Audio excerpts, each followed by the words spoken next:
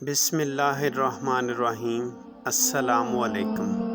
وقت سے پہلے قربانی کا انجام۔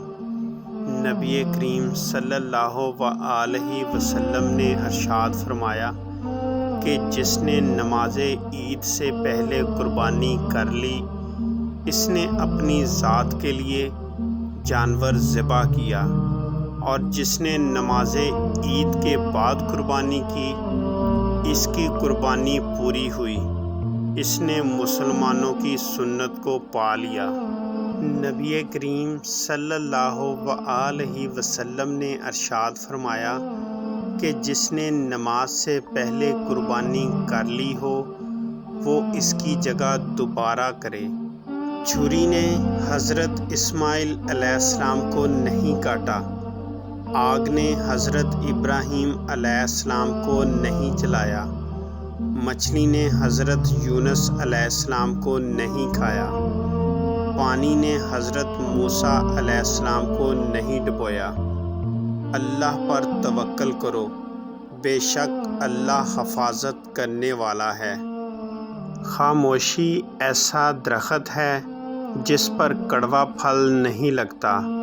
حسد ایسا دیمک ہے جو انسان کو اندر اور باہر سے ختم کر دیتا ہے۔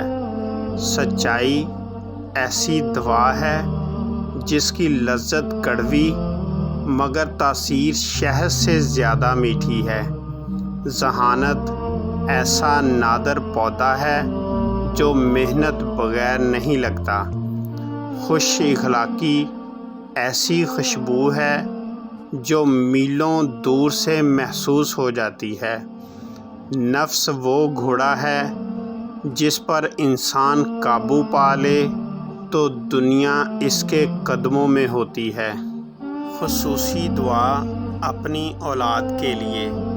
اے میرے رب، میں تو بہت گناہ گار ہوں، لیکن تجھ سے ذوالحج کے مبارک دنوں میں تجھ سے خصوصی دعا مانگتا ہوں اپنی اولاد کے لیے، جیسا کہ حضرت ابراہیم نے اپنی اولاد کے لیے مانگی۔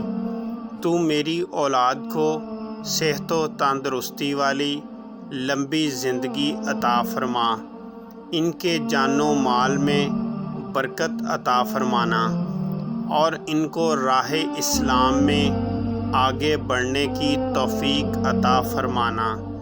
بے شک تو ہر چیز پر قادر ہے۔ دنیا میں آنے کی خبر 9 مہینے پہلے مل جاتی ہے، اور دنیا سے جانے کی خبر 9 سیکنڈ بھی پہلے نہیں ملتی۔ لہٰذا احتیاط کریں، دوسروں کا حق کھانا چھوڑ دیں، دوسروں کے پیچھے باتیں کرنا چھوڑ دیں۔ قبر میں اتارنے کا تصور بھی کتنا خوفناک ہوتا ہے، اور عمل کے بغیر اتارنا تو انتہائی وحشت ناک ہوگا۔ اے اللہ، ہمیں ایسی حالت میں موت دینا کہ تو ہم سے راضی ہو۔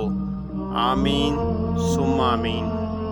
فرمان مصطفیٰ صلی اللہ علیہ وسلم ہے، طواف کرنے والا جب بھی کوئی قدم رکھتا ہے یا اٹھاتا ہے، اللہ عز و جل اس کے عوض اس کا ایک گناہ مٹا دیتا ہے اور اس کے لیے ایک نیکی لکھ دیتا ہے۔